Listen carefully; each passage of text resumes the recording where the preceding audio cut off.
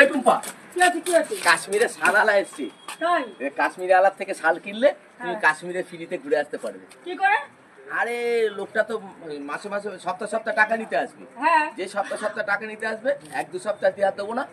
তারপরে লোকটা সময় হয়ে যাবে বাড়িতে যাওয়ার, ও বাড়ি চলে যাবে। এবার ওকে বলবো যে তুমি বাড়িতে যাও, বাড়িতে পাঠিয়ে দেবো।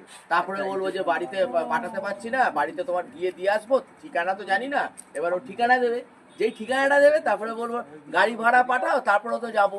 ওর পয়সা কাশ্মীর ঘুরে নেবো। কি মাথায় বুদ্ধি নিয়ে বাবা থাকে সব। ফ্রিতে কাশ্মীরটা ঘোরাচ্ছিলাম, হলো না। উল্টো পাল্টা খালি বুদ্ধি। ফ্রিতে কাশ্মীরটা ঘোরাচ্ছিলাম, হলো না। ফ্রিতে ঘুরবে। হ্যাঁ, বেশি চালাক।